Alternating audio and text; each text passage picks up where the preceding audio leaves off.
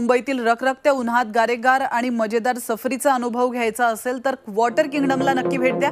कारण भारतातील सर्वात मोठ्या आणि रोमांचक वॉटर पार्कपैकी हा एक आहे। शनिवार आणि रविवार डीजे